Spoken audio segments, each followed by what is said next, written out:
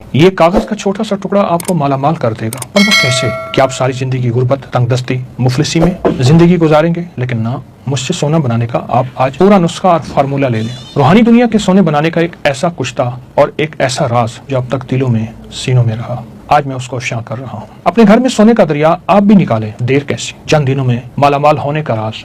کیا آپ بھی ساری زندگی صرف خواب ہی دیکھتے رہیں گے؟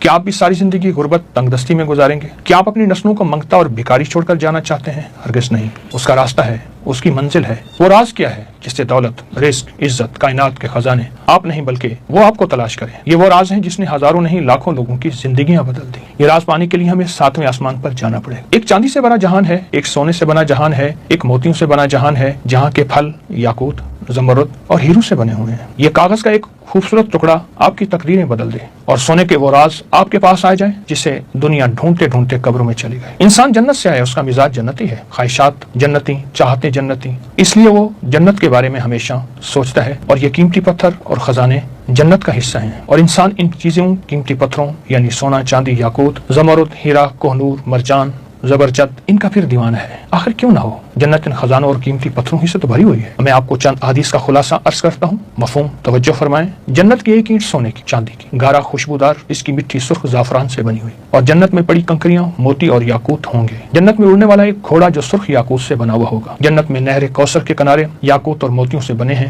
اور جنت میں یاقوت سے بنی حوریں ہوں گے۔ جنت کے محل سبز رنگ کے زمرد اور موتیوں سے بنے ہوئے ہیں، اور جنت الفردوس کی چھت اللہ کا عرش ہے جو یاقوت سے بنا ہوا ہے۔ جنت سے 2 یاقوت ہماری دنیا میں بھیجے گئے، لیکن اللہ نے ان کی خوبصورتی کو کم کر دیا، ورنہ تو ان کی روشنی سے مشرق و مغرب دونوں روشن ہو جاتے۔ وہ دونوں یاقوت، قیمتی پتھر، ایک ہجر اسود اور ایک مقام ابراہیم ہے۔ انسان جنت کا باسی ہے، اس لیے ہمیشہ ان چیزوں کی تلاش میں رہتا ہے۔ آپ تاریخ اٹھا کے دیکھیں، ان قیمتی پتھروں کے پیچھے کتنی جنگیں ہوئیں، قتل و غارت ہوئی، شہر برباد ہوئے، ملک برباد ہوئے، بچے یتیم ہوئے، عورتیں بیوہ ہوئیں، کھوپڑیوں کے مینار بنے ان خزانوں اور قیمتی پتھروں کے لیے۔ قیامت میں ایک ایسی جنگ کی پیشن گوئی میرے آقا نے فرمائی جس کا مفہوم ہے کہ قیامت کے قریب دریائے فرات سے ایک سونے کا پہاڑ نکلے گا، دنیا کی قومیں لڑیں گی، ہر 1000 میں 999 مارے جائیں گے، ایک بچے گا۔ آپ خود سوچیں، ان جواہرات اور قیمتی موتیوں کے لیے انسان کتنا دیوانہ۔ آخر دریائے فرات سے ہی کیوں سونے کا پہاڑ اور کیسے نکلے گا؟ آج میں اس کا آپ کو راز بتاؤں گا۔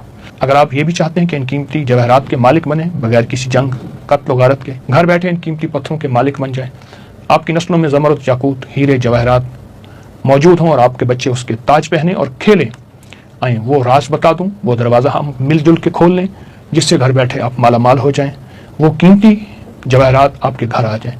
تو ایک روایت سناتا ہوں، مفہوم ہے، میرے آقا جب معراج پہ تشریف لے گئے تو چھٹے آسمان پر بیری کا ایک عظیم و شان درخت دیکھا جس کی جڑیں، چھٹے اور شاخیں 7ویں آسمان پر تھیں۔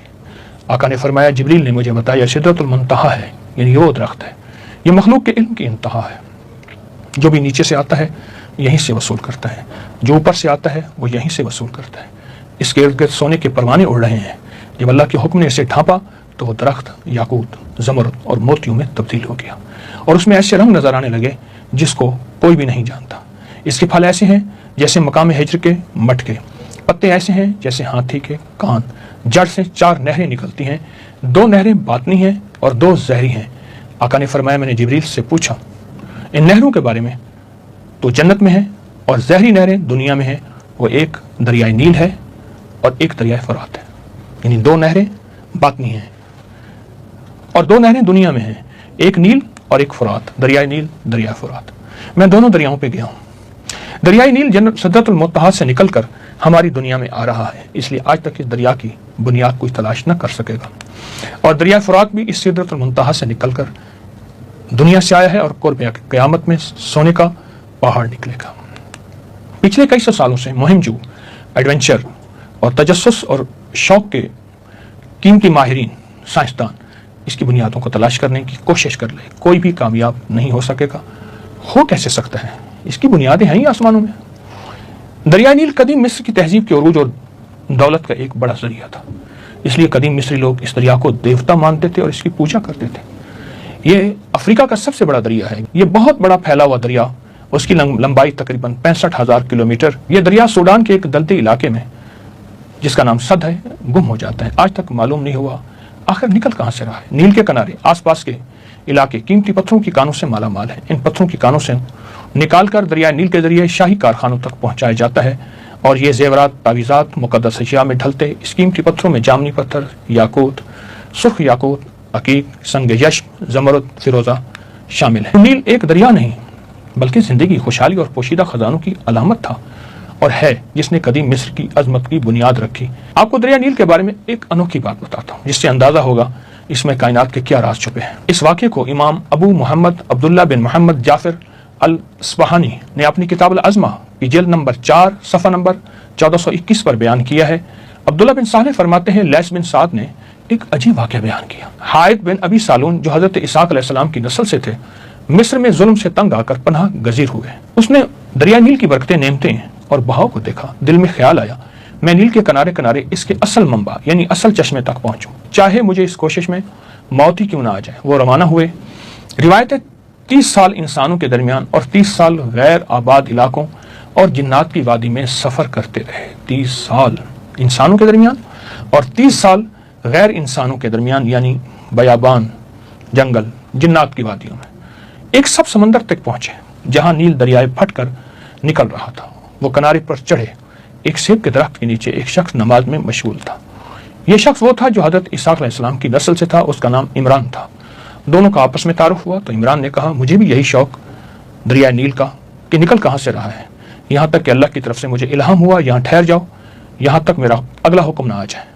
फिर इमरान ने नील तक पहुँचने का रास्ता बताया, शर्त रखी, अगर मैं मर जाऊँ मुझे दफना देना, जिंदा हूँ तो मेरे पास कुछ दिन रहना। इमरान ने बताया, रास्ते में अजीब मखलूक मिलेगी जो सूरज की दुश्मन है। वो मखलूक तुम्हें समंदर के किनारे किनारे ले जाएगी। तुम लोहे की ज़मीन देखोगे, फिर तांबे की ज़मीन फिरोगे, फिर चांदी की ज़मीन तुम्हारे कदमों के नीचे आएगी और आखिर में सोने की सरजमीन में दाखिल हो जाओगे।